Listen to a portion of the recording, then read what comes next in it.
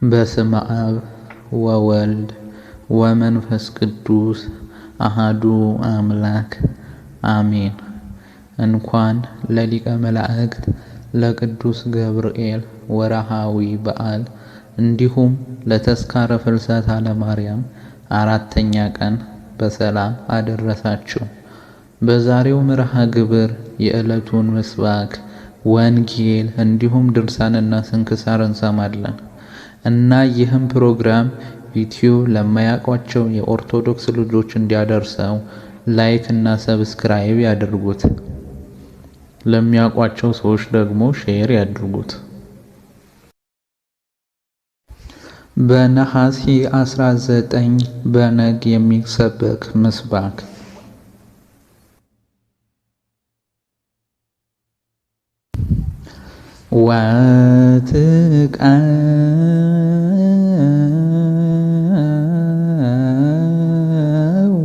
ወትቃወም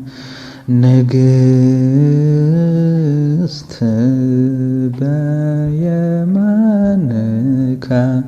በአልባሰ ወርቅ ወጽፍት ወሁብርት ሰምኢ ወለትየ ወርእይ ወአጽምኢ እዝነኪ።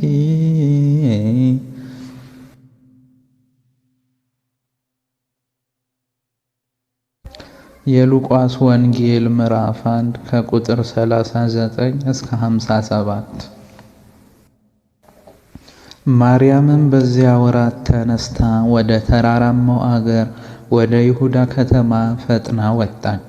ወደ ዘካርያስም ቤት ገብታ ኤልሳቤጥን ተሳለመቻት። ኤልሳቤጥም የማርያምን ሰላምታ በሰማች ጊዜ ጽንሱ በማኅፀኗ ውስጥ ዘለለ። በኤልሳቤጥም መንፈስ ቅዱስ ሞላባት። በታላቅ ድምፅም ጮኻ እንዲህ አለች፣ አንቺ ከሴቶች መካከል የተባረክሽ ነሽ፣ የማኅፀንሽም ፍሬ የተባረከ ነው። የጌታዬ እናት ወደ እኔ ትመጣ ዘንድ እንዴት ይሆንልኛል? እነሆ የሰላምታሽ ድምፅ በጆሮዬ በመጣ ጊዜ ጽንሱ በማኅፀኔ በደስታ ዘሏልና ከጌታ የተነገረላት ቃል ይፈጸማልና ያመነች ብፅዕት ናት። ማርያምም እንዲህ አለች፣ ነፍሴ ጌታን ታከብረዋለች፣ መንፈሴም በአምላኬ በመድኃኒቴ ሐሴት ታደርጋለች።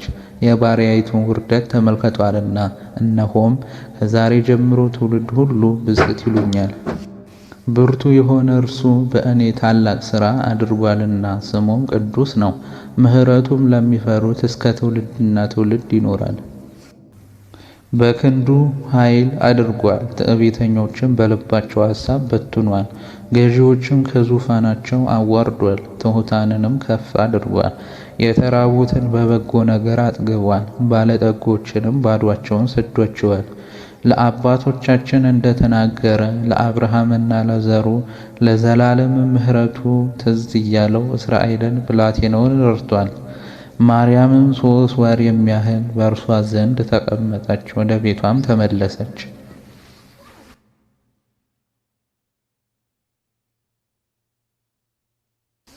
በቅዳሴ ሰዓት የሚነበብ የመጀመሪያ ምንባብ ወደ ሮሜ ሰዎች ምዕራፍ 1 ከቁጥር 8 እስከ 15። እምነታችሁ በዓለም ሁሉ ስለተሰማች አስቀድሜ ስለ ሁላችሁ አምላኬን በኢየሱስ ክርስቶስ አመሰግናለሁ። በልጁ ወንጌል በመንፈሴ የማገለግለው እግዚአብሔር ምስክሬ ነውና፣ ምናልባት ብዙ ቆይቼ ወደ እናንተ አሁን እንድመጣ በእግዚአብሔር ፈቃድ መንገዴን እንዲያቀናልኝ እየለመንኩ ሁልጊዜ ስጸልይ ስለ እናንተ ሳላቋርጥ አሳስባለሁ። ትጸኑ ዘንድ መንፈሳዊ ስጦታ እንዳካፍላችሁ ላያችሁ እናፍቃለሁና። ይህንም ማለቴ በመካከላችን ባለች በእናንተና በእኔ እምነት አብረን ወደ እናንተ እንድንጽናና ነው። ወንድሞች ሆይ በሌላዎቹ አሕዛብ ደግሞ እንደሆነ በእናንተም ፍሬ አገኝ ዘንድ ብዙ ጊዜ ወደ እናንተ ልመጣ እንዳሰብኩ እስካሁን ግን እንደተከለከልኩ ታውቁ ዘንድ እወዳለሁ።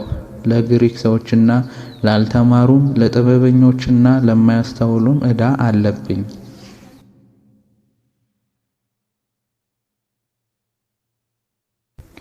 ሁለተኛ ምንባብ የመጀመሪያው የጴጥሮስ መልእክት ምዕራፍ 3 ከቁጥር 8 እስከ 15። በመጨረሻው ሁላችሁ በአንድ ልብ ሁኑ፣ የሌላው መከራ ለእናንተ እንደሚሆን አድርጎ እንደ ወንድሞች ተዋደዱ፣ ርኅሩኆችና ትሑታን ሁኑ። ክፉን በክፉ ፈንታ ወይም ስድብን በስድብ ፈንታ አትመልሱ። በዚህ ፈንታ ባርኩ እንጂ በረከትን ልትወርሱ ለዚህ ተጠርታችኋልና። ሕይወትን ሊወድ መልካሞችንም ቀኖች ሊያይ የሚፈልግ ሰው ምላሱን ከክፉ ከንፈሮችንም ተንኮልን ከመናገር ይከልከል። ከክፉ ፈቀቅ ይበል፣ መልካምንም ያድርግ፣ ሰላምን ይሻ ይከተለውም። የጌታ ዓይኖች ወደ ጻድቃን ናቸውና ጆሮዎቹም ለጸሎታቸው ተከፍተዋል። የጌታ ፊት ግን ክፉ ነገርን በሚያደርጉ ላይ ነው። በጎንም ለማድረግ ብትቀኑ የሚያስቀናችሁ ማን ነው? ነገር ግን ስለ ጽድቅ እንኳ መከራን ብትቀበሉ ብፁዓን ናችሁ። ማስፈራራታቸውንም አትፍሩ፣ አትናወጡም።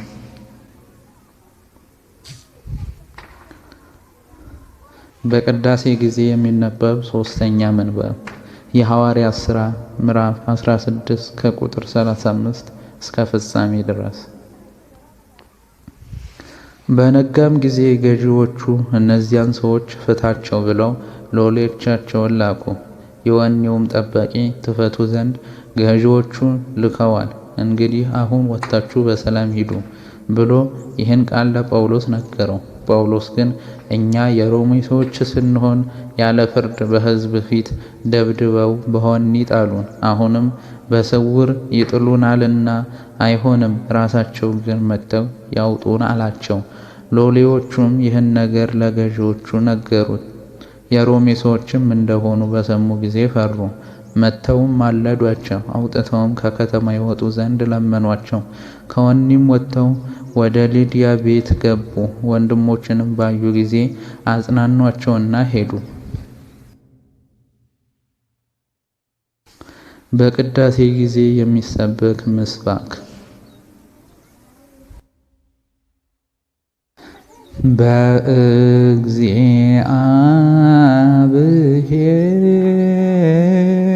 በእግዚአብሔር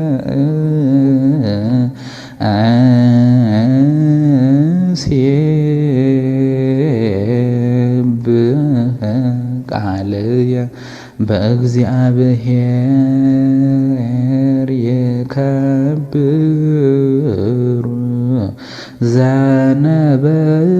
ዘነበብኩ ወበእግዚአብሔር ተወከልኩ ይፈርህ ምንተ ይሬስየኒ ሰብ።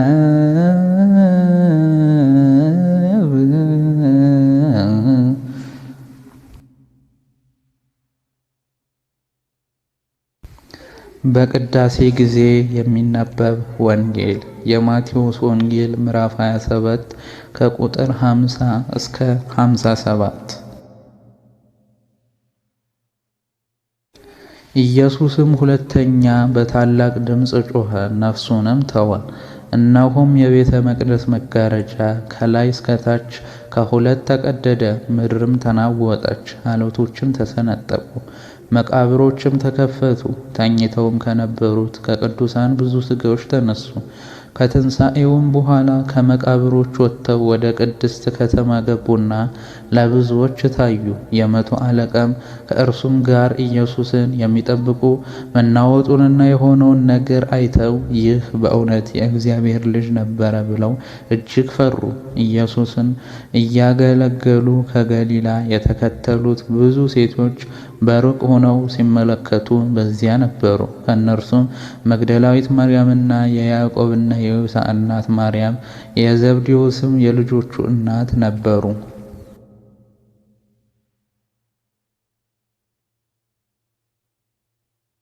አንድ አምላክ የሚሆን በአብና በወልድ በመንፈስ ቅዱስም ማምነን በአንድነት ላይ ሶስትነት፣ በሶስትነት ላይ አንድነት፣ መላእክትን የምስጋና ምድራዊ ሰውን እህልን የሚመግብ ለአራዊት ስጋን ለእንስሳ ሳርንና ለአዕዋፍና ለትሎች ቅጠልን የሚመግብ ከእኛ ዘንድ ለእሱ ምስጋና ሊያቀርቡለት የሚገባው እናም ከሱ ዘንድ ከጥፋት አድነን ብሎ መለመን የሚገባን በነሐሴ በ19 ቀን የሚነገር የሊቀ መላእክት የቅዱስ ገብርኤል ድርሳን ይህ ነው። ጸሎቱና በረከቱ ከአገልጋዮቹ ጋር ይሁን ለዘላለሙ አሜን። ከይሁዳ ወገን ኢያቄም የሚባል አንድ ሰው ነበር። ከአሮን ልጆች ወገን ሐና የምትባል ሚስት ያገባ። ሁለቱም ደጋግ እግዚአብሔርን የሚፈሩ ነበሩ። እሱን በፍጹም ልቡናቸው ይወዱት ነበር። እግዚአብሔር አምላክህም በፍጹም ልብህ በፍጹም ሐሳብህ ቃል ውደደው ብላ ኦሪት እንደምትናገር ከዚህም ቀጥላ ባልንጀራህን እንደራስህ ውደድ አለች። ጌታችንም በምስራች ወንጌል በእነዚህ ትእዛዞች ኦሪትና ነቢያት ተንጠልጥለዋል አለ። ዳግመኛም ይህን ትእዛዝ አስተውለው ባልንጀራህን እንደራሳቸው አድርገው ይላል። ነገር ግን ልጅ ባለመውለዳቸው ያዝኑ ነበር። የእስራኤል ወገኖች ልጅ የሌላቸውን ይነቅፉ ነበርና ብዙ ተባዙ ምድርንም ሙሏት ያለውን የእግዚአብሔርን በረከት ያጣ ነው እያሉ ይነቅፉትም ነበር። እያዘኑም ብዙ ዓመት ኖሩ። ፈጽመው አረጀች። ለሚስቱም 60 ዓመት ሞላት። አንድ ቀንም በአይሁድ በዓል ጊዜ ከእስራኤል ወገን ሮቤል የሚባል ሰው መጥቶ ኢያቄምን ልጅ ያልወለድክ አንተ መሥዋዕት ልታቀርብ አይገባህም አለው። ኢያቄም ይህን በሰማ ጊዜ አዘነ። ሲያስብም እንዲህ አለ፣ የእስራኤል ልጆች ሁሉ ልጆች አሏቸው፣ እኔ ግን ልጅ የለኝም። ኢያቄም ግን ሮቤል የነገረውን ለሚስቱ አልነገራትም። ወደ በረሃ ሄዶ ወደ እግዚአብሔር ጸለየ። 40 መዓልትና 40 ሌሊትም እየጾመ ጸለየ። በአሳቡም እንዲህ አለ፣ እግዚአብሔር ያለመንኩትን እስኪሰጠኝ ድረስ ምግብ አልቀምስም። ጸሎቴም መብልና መጠጥ ይሁነኝ። ሚስቱ ልጅ ይሰጣት ዘንድ ወደ እግዚአብሔር ታመለክት ጀመረ። ቀኑም 9 ሰዓት በሆነ ጊዜ ጸሎት ለማድረስ ወደ ቤተ መቅደስ ሄደች። ስትሄድም ረጅም እንጨትና በውስጡም ወፎች ከግልገሎቻቸው ጋር ጭውውት ሲሉ አየች። ሐናም አለች፣ እግዚአብሔር የባረከቸውና ፈጽሞ ያበዛቸው ናቸው፣ የኔንም ልመናዬን ስማ። እንዲህም እያለች ታለቅስ ጀመር። ወዮልኝ! በማን እመሰላለሁ?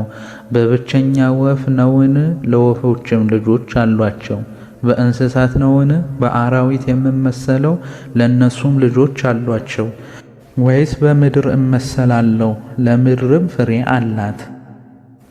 እንዲህ እያለች እያለቀሰች ሕሊናዋን ሰቅላ ሳለ የእግዚአብሔር መልአክ ቅዱስ ገብርኤል ከሰማይ ወረደ። ከፊቷም ቆመና እንዲህ አላት፣ እግዚአብሔር ጸሎትሽን ሰምቶሻልና አንቺ ትጸንሻለሽ። ጌታዬ አምላኬ ልጅ ከሰጠኝስ በሕይወት በሚኖርበት ዘመን ሁሉ ለቤተ ክርስቲያን እሰጣለሁ አለች። ይኸውም ቤተ መቅደስ ነው። ከዚህም በኋላ መልአክ እንዲህ አላት፣ ባልሽ ኢያቄም አሁን ከበረሃ በግ ይዞ ይመጣል፣ እሱን ወስደሽ ተመገቢው። የእግዚአብሔር መልአክ ቅዱስ ገብርኤልም ወደ ኢያቄም ሄደ፣ እንዲህም አለው፣ እግዚአብሔር ልመናህን ጸሎትህን ሰምቶሃል። ሚስትህም ሐናን ትጸንሳለች። ኢያቄምም ይህን ነገር በሰማ ጊዜ ታላቅ ደስታ ተሰማው፣ እግዚአብሔርን አመሰገነው። የመንጋውንም ጠባቂዎች ጠራቸው። ለአምላኬ ለእግዚአብሔር የማቀርባቸው 2 ጠቦቶች በጎች አምጡልኝ አላቸው። ኢያቄም የመንጋውን ጠባቂ አስከትሎ መጣ። ሐናም በበሩ ፊት ለፊት ተነስታ ቆመች። ባየችውም ጊዜ አንገቱን አቅፋ ያዘችው። እግዚአብሔር እንዳዘነልኝ ይቅር እንዳለኝ አወክ አለችው። ታላቅ መባረክንም እንደባረከኝ ከዛሬ ጀምሮ እኔ መካኒቱ መካን አይደለሁም፣ ልጅ የሌላትም ጸነሰች አለችው። ኢያቄም ከቤቱ ከገባ በኋላ አንድ ቀን ዕረፍት አደረገ። በነጋታውም ተነሳና መስዋዕቱን ይዞ ሲሄድ በልቡ እንዲህ ብሎ አሰበ፣ እግዚአብሔር መስዋዕቴን ከተቀበለልኝ ፊቴ በቤተ መቅደስ ውስጥ ባለው አክሊል ይታያል። በመስዋዕቱ ላይ የሚቀመጥ አክሊል በቤተ እግዚአብሔር ነበርና ከእስራኤል ልጆች ወገን እያንዳንዱ መስዋዕት ቁርባን ባቀረበ ጊዜ እግዚአብሔር መስዋዕቱን የተቀበለለት ፊቱ እንደ መስታወት ሆኖ በአክሊሉ ላይ ይታይ ነበርና፣ መስዋዕቱን ካልተቀበለለት ግን ፊቱ በአክሊሉ ውስጥ አይታይም ነበር። ኢያቄም መስዋዕት ባቀረበ ጊዜ እንደ መስታወት ሆኖ ፊቱን በአክሊሉ ውስጥ አየው። እሱም እግዚአብሔር እንደማረኝ ጸሎቴንም እንደሰማኝ አወቅኩ፣ ልመናዬንም እንደተቀበለ ልጅም እንደሰጠኝ አወቅኩ አለ። ከዚህም በኋላ ኢያቄም ከእግዚአብሔር ቤተ መቅደስ ተመልሶ አምላኩን እግዚአብሔርን እያመሰገነ በደስታና በክብር ወደ ቤቱ ገባ። ከዚህ በኋላ ሐና ጸነሰች።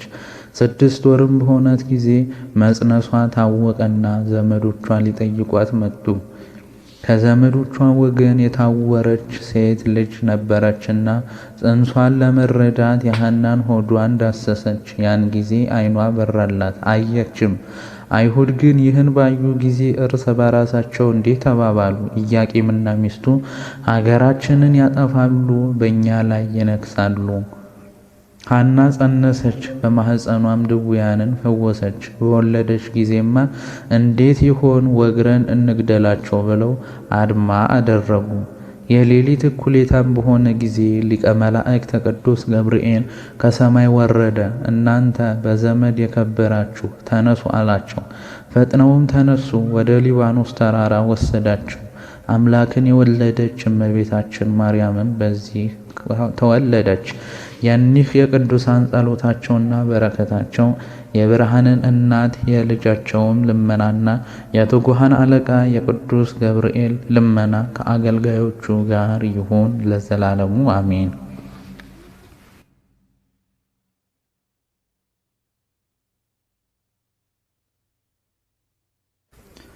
የሊቀ መላእክት የቅዱስ ገብርኤል ተአምር ይህ ነው። ልመናው አማላጅነቱ ከሕዝበ ክርስቲያኑ ጋር ይሁን ለዘላለሙ አሜን። በሊቀ መላእክት በቅዱስ ገብርኤል ቤተ ክርስቲያን ውስጥ አንድ ኤጲስቆጶስ ነበረ። ለበዓል አገልግሎት ባደረገ ጊዜ ታላቅ ቅዳሴ አደረገ። የተሰበሰቡትም ሕዝብ አብረውት ነበሩ። እሱም በእግዚአብሔር ቃል ምክርንና ተግሣጽን ያስተምራቸው ነበር። የሊቀ መላእክት የቅዱስ ገብርኤልንም ክብር ይነግራቸው ነበር። የሊቀ መላእክት ቅዱስ ገብርኤል ለጌትነቱ ክብር የሚገባውን ሲያነቡ ሳሉ ያን ጊዜ በሰይጣን ማሰሪያ የታሰረና የቆሰለ አንድ ሰው ይዘው መጡ። በሊቀ መላእክት ቅዱስ ገብርኤል ቤተ ክርስቲያን ውስጥ በገቡ ጊዜ በሁለቱ አዕማድ መካከል አግብተው አኖሩት። ከዚያም እንደ ወደቀ ትተውት ሄዱ። ባመሰገኑና ልዩ በሆነች ሦስትነት የሰላም እጅ መነሳሳትን በፈጸሙ ጊዜ ርኩስ መንፈስ ያደረበት ሰው ካለበት በሰቀላው ውስጥ ወደ ቆሙት ምሰሶዎች በተመለከቱ ጊዜ ድውዩ ግን ከምሰሶዎቹ ስር በምድር ላይ ወድቆ ነበር። ያም በሽተኛ ደዌ የጸናበት ጠመልምል የሆነ ሰው ከዚያ ዘይት ተቀባ። በዚያችም ሰዓት ከደዌው ዳነ፣ ተነስቶም በእግሩ ቆመ። የተሰበሰቡትም ሕዝብ እግዚአብሔር ያደረገውን ባዩ ጊዜ ታላቅ ምስጋና አቀረቡለት።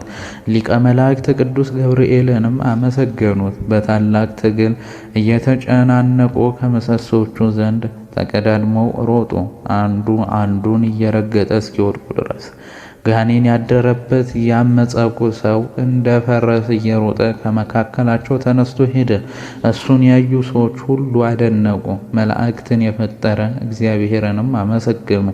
ሊቀ መላእክት ገብርኤልንም አመሰገኑ። በጥምቀት የተወለድን ሁላችንንም የክርስቲያን ወገኖች ሆን በረከቱ አማላጅነቱ ከኛ አይለየን፣ ይጠብቀን ለዘላለሙ አሜን።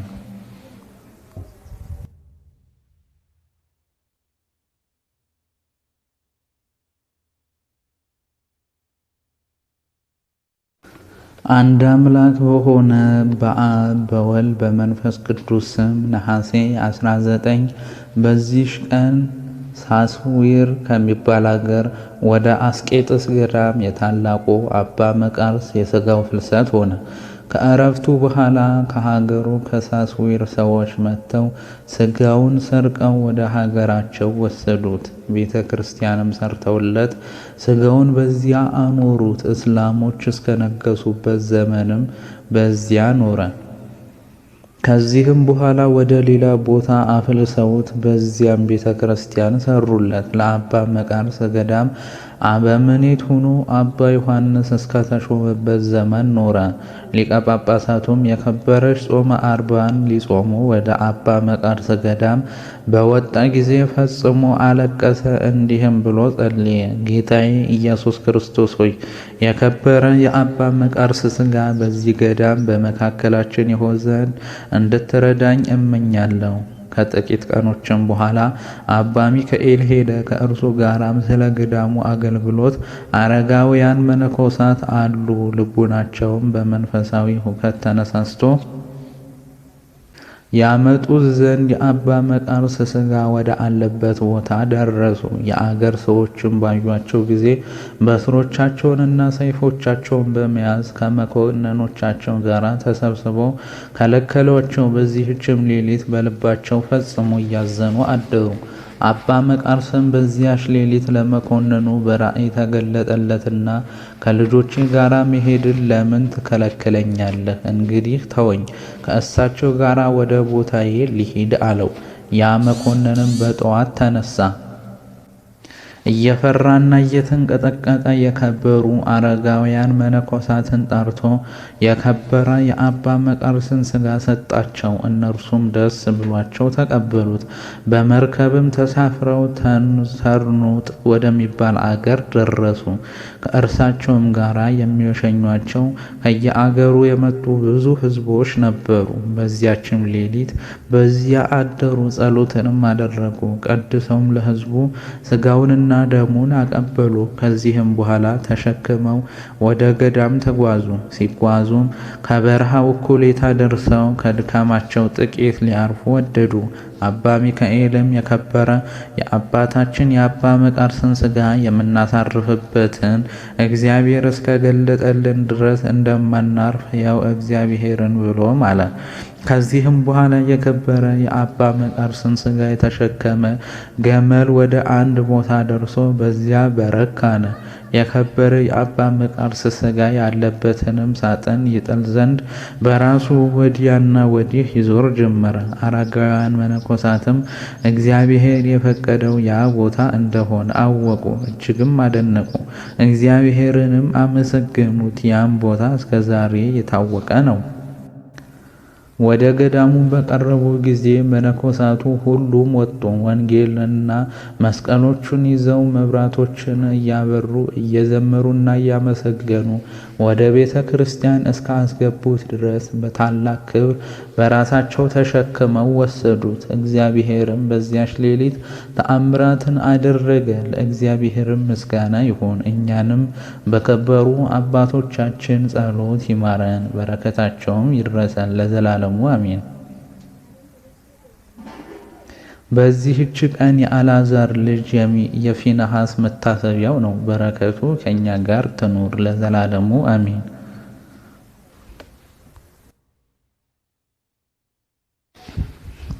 በነሐሴ 19 ቀን የሚከበሩ ዓመታዊ የቅዱሳን በዓላት፦ አንደኛ ተስካረ ፍልሰታ ለማርያም ድንግል 4ኛ ቀን። ሁለተኛ ታላቁ ቅዱስ መቃርስ ፍልሰቱ። ሶስተኛ አባታችን ቅዱስ አብርሃም ጣዖቱን የሰበረበት። አራተኛ ቅዱስ ፊንሐስ ካህን ወልደ አልዓዛር። ወርሃዊ በዓላት፦ አንደኛ ቅዱስ ገብርኤል ሊቀ መላእክት፣ ሁለተኛ ቅዱስ ኤስድሮስ ሰማዕት፣ ሶስተኛ አቡነ አብየ እግዚእ ጻድቅ፣ አራተኛ አቡነ ስነ ኢየሱስ፣ አምስተኛ አቡነ ዮሴፍ ብርሃነ ዓለም። እግዚአብሔርም ለአብርሃም ተስፋ በሰጠው ጊዜ በእውነት እየባረኩ እባርክሃለሁ እያበዛሁም አበዛሃለሁ ብሎ ከእርሱ በሚበልጥ በማንም ሊምል ስለምትቻለ በራሱ ማለ። እንዲህም እርሱ ከታገሰ በኋላ ተስፋውን አገኘ። ጌታ ሆይ ከብልጽግናቸው ብዛት የተነሳ ብዙ መባ ካገቡት ይልቅ የድሃይቱን አነስተኛ መባ እንደተቀበልክ ለሁል ጊዜ የሚያገለግሉ አእላፍ መላእክትን እያሳሰብኩ በችግሬ ጊዜ የማቀርብልህን ምስጋና ተቀበል። እናንተም ቅዱሳን ነቢያት፣ የወንጌል ሰባኪያን ሐዋርያት፣ ሰማዕታትና ጻድቃን፣ ትጉሃን መላእክት፣ ፍጹማን ደናግል እንዲሁም ደጋጎች መነኮሳት ሆይ ልጅ አዋቂ ሳይለይ የምንሰበሰብበትን የጉባኤ ቦታ ባርኩ። ይህን መጽሐፍ ወረቀት አዘጋጅቶ ብራና ደምጦ የጻፈውንና ያጻፈውን ከግዕዝ ወደ አማርኛ የተረጎመውን ቃለ ንባቡን በእርጋታ መንፈስና በተመስጦ ሕሊና ያዳመጠ በደለኛን ሁሉ የምታስምር የጌታ እናቱ በማርያም ጸሎት ኢየሱስ ክርስቶስ በአንድነት ይማረን።